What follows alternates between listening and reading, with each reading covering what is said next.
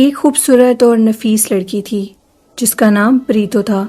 پریتو کا تعلق لاہور کے ایک بڑے گھرانے سے تھا جہاں ہر طرف رونق اور ہنسی مذاق کا ماحول رہتا تھا۔ پریتو کو شروع سے ہی پہاڑیوں پر سکون اور ایسی خوبصورت مناظر کو دیکھنے کا بہت شوق تھا۔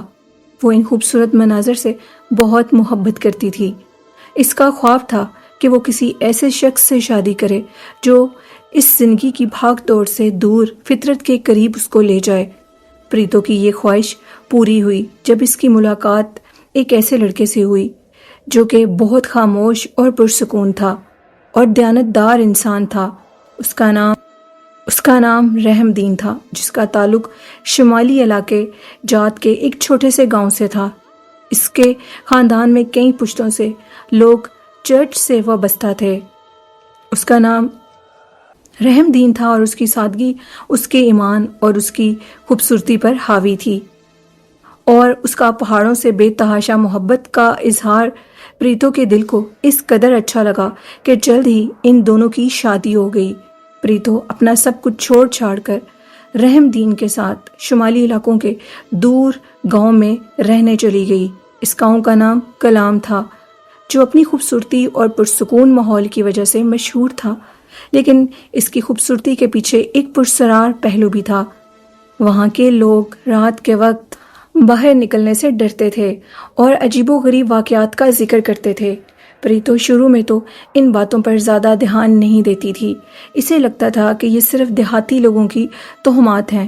شادی کے بعد پریتو نے محسوس کیا کہ اس کا خاوند پہلے جیسا نہیں رہا۔ وہ اکثر پریشان رہتا ہے اور اس کی آنکھوں میں ایک عجیب سا خوف نظر آتا ہے۔ وہ رات کو دیر تک جاگتا رہتا ہے، کبھی کبھی آدھی رات کو اٹھ کر چرچ کی طرف چلا جاتا ہے۔ پریتو نے جب اس سے پوچھا تو وہ ٹال مٹول دیتا تھا اور کہتا تھا کہ بس دعا کرنے کے لیے جاتا ہوں۔ پریتو نے سوچا کہ نئے ماحول میں اسے تھوڑا وقت لگے گا اور مجھے بھی اس ماحول میں رہنے میں کچھ وقت لگے گا۔ ایک رات پریتو کی آنکھ آدھی رات کو کھلی۔ اس نے دیکھا کہ اس کا خاوند بستر پر موجود نہیں ہے۔ وہ پریشان ہوئی اور اسے ڈھونڈنے لگی۔ جب وہ گھر کے صحن میں پہنچی تو اس نے دیکھا کہ اس کا خاوند رحم دین چرچ کی طرف جا رہا تھا۔ اس کا چلنے کا انداز عجیب سا تھا۔ پریتو نے ہمت کر کے اس کے پیچھے جانے کی کوشش کی۔ چرچ کا دروازہ کھلا ہوا تھا اور اندر سے مدھم روشنی آ رہی تھی۔ جب پریتو اندر داخل ہوئی تو اس نے جو دیکھا وہ اس کی سوچ سے بھی زیادہ خوفناک تھا۔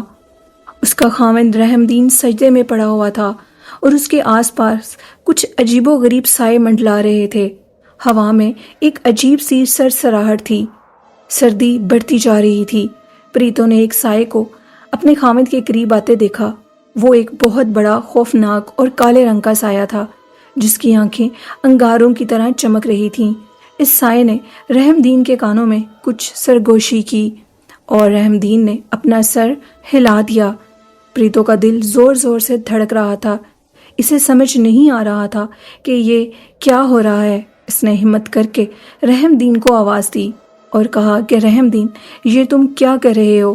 اس کی آواز سنتے ہی وہ کالے سائے فضا میں تحلیل ہو گئے اور رحم دین خوف زدہ ہو کر اٹھ کھڑا ہوا۔ اس نے پریتو کو دیکھا اور اس کی آنکھوں میں وحشت نظر آ رہی تھی۔ پریتو، تم یہاں کیا کر رہی ہو؟ اس نے کانپتی ہوئی آواز میں کہا۔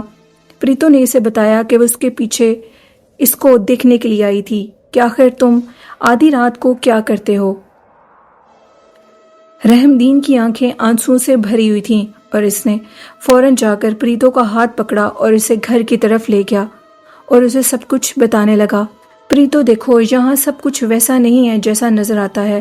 اس گاؤں پر ایک قدیم جن کا سایہ ہے، یعنی کلام جو شہر ہے اس کے اوپر ایک جن کا سایہ ہے۔ وہ ایک گاؤں ہے، شہر ہے جو کئی صدیوں سے یہاں پر رہ رہا ہے۔ یہ جن چرچ میں رہتا ہے اور اس نے ہمارے خاندان کو اپنے قبضے میں رکھ لیا تھا۔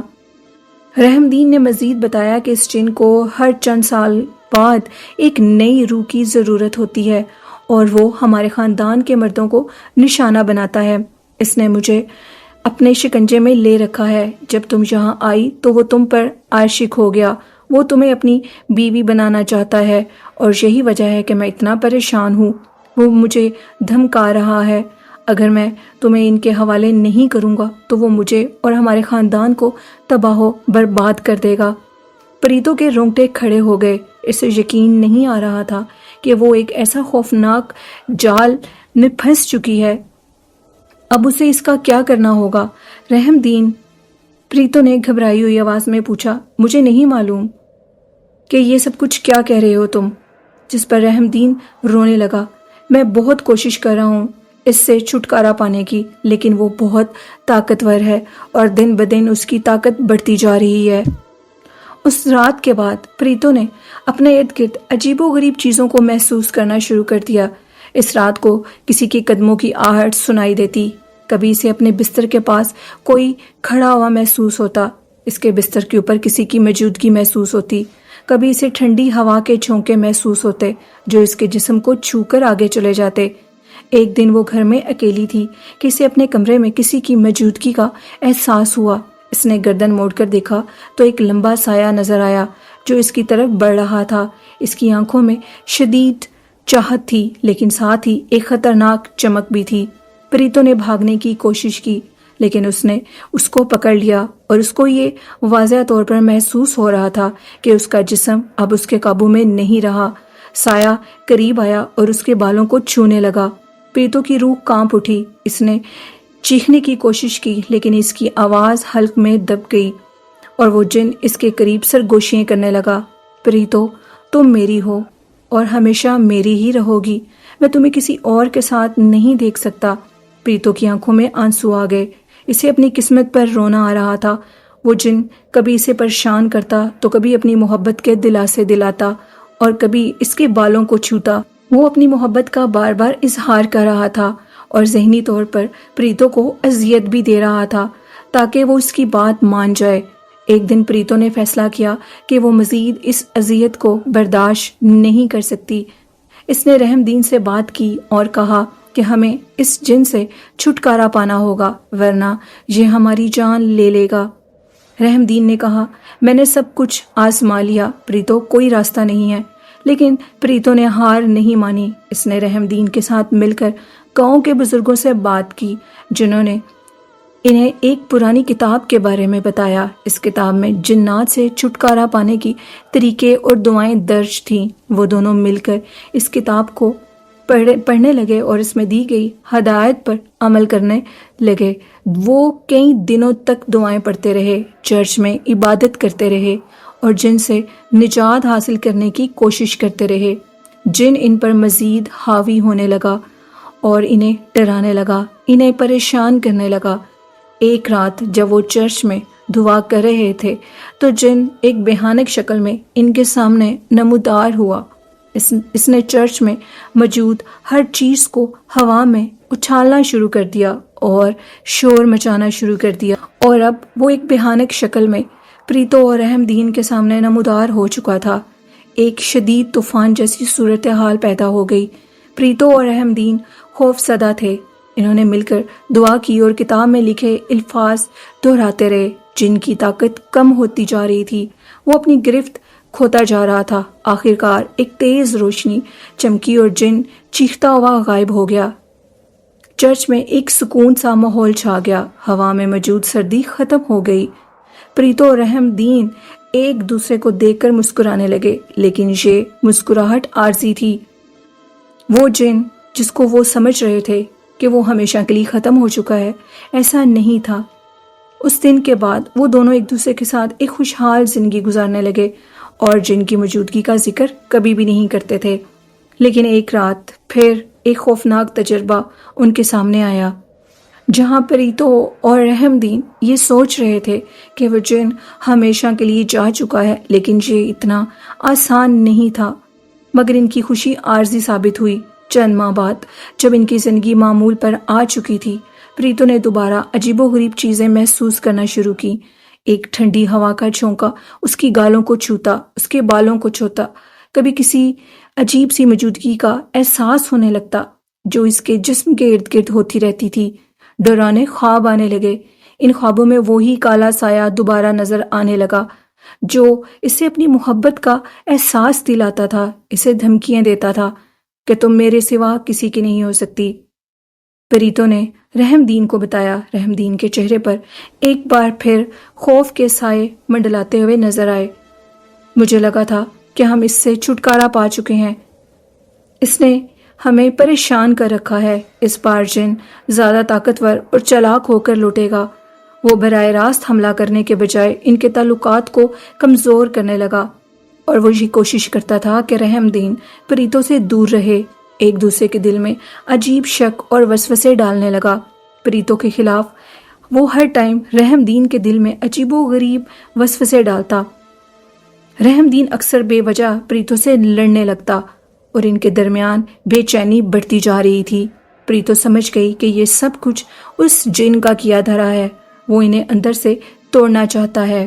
ایک رات پریتو کی آنکھ کھلی تو اس نے دیکھا کہ رحم دین اپنے بستر پہ لیٹا ہوا تھا، لیکن اس کی آنکھیں کھلی ہوئی تھیں اور وہ چھت کو گھور رہا تھا۔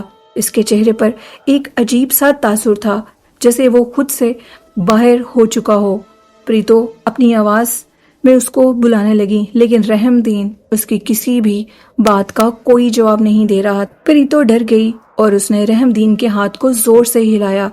جیسے ہی اس نے اس کو چھوا تو رحم دین زور سے چیخا اور بستر سے گر گیا۔ کیا ہوا رحم دین؟ پریتو نے گھبرائی ہوئی آواز میں پوچھا۔ وہ پھر آ گیا، رحم دین نے ہانپتے ہوئے کہا۔ اس نے میرے خوابوں میں آ کر مجھے تنگ کیا، مجھے ڈرایا۔ مجھے یہ محسوس ہو رہا ہے کہ وہ پھر آ چکا ہے اور وہ میرے اندر گھس چکا ہے۔ پریتو نے دیکھ کر رحم دین کی آنکھوں میں گہرا سایہ اور خوفناک چیز محسوس کی۔ اس کا چہرہ زرد پڑ چکا تھا۔ وہ دونوں سمجھ گئے تھے کہ اس بار جن کی طاقت کئی گنا زیادہ بڑھ چکی ہے اور شاید اس سے چھٹکارا پانا آسان نہیں ہے۔ انہوں نے گاؤں کے بزرگوں سے دوبارہ مدد طلب کی، لیکن اس بار وہ بھی مایوس نظر آئے۔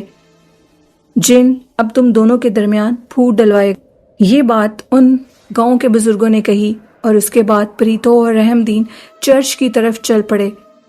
اور پھر جن ایک بار پھر بھیانک ترین شکل میں ان دونوں کے سامنے نمودار ہوا۔ وہ مزید طاقتور نظر آ رہا تھا، اس کی آنکھوں سے شعلے نکل رہے تھے، اس کی چیخوں سے چرچ کی بنیادیں ہل رہی تھیں۔ اس نے پریتو کو نشانہ بنایا اور اسے اپنی طرف کھینچنے کی کوشش کی۔ پریتو نے ہمت نہیں ہاری، اس نے اپنے ایمان پر بھروسہ کیا اور دعائیں پڑھنی شروع کر دیں۔ رحم دین نے بھی پوری طاقت سے دعائیں پڑھنی دوبارہ شروع کر دیں۔ ان دونوں کی مشترکہ روحانی طاقت نے جن کو کمزور کرنا شروع کر دیا۔ جن نے اپنی آخری حملہ کیا، اس نے چرچ کی پوری چھت کو اکھیڑنے کی کوشش کی، لیکن پریتو اور رحم دین کی مضبوط ایمان کے سامنے وہ بے بس ہو گیا۔ آخر کار ایک زوردار دھماکہ ہوا اور چرچ کی چھت سے ایک روشن شعاع نکلی جو آسمان کی طرف گئی۔ جن ایک چیخ مار کر فضا میں تحلیل ہو گیا اور اس کے ساتھ ہی چرچ میں سکون چھا گیا۔ ہوا پاکیزہ ہو چکی تھی، ایک عجیب سی خوشگوار خوشبو پھیل چکی تھی، کیونکہ اس بار جن ہمیشہ کے لیے جا چکا تھا۔ وہ پریتو اور رحم دین کی زندگی سے چلا گیا تھا، لیکن آج تک کلام کے اس گاؤں میں پریتو اور رحم دین کی محبت کی اس داستان کے آگے اور اس جن کی داستان کو لوگ بیان کرتے ہیں اور خوف زدہ ہو جاتے ہیں۔ ان کا کہنا ہے کہ آج بھی اس گاؤں میں اس جن کا خوف و ہراس پھیلتا ہوا دکھائی دیتا ہے جب بھی کسی نئے جوڑے کی شادی ہوتی ہے۔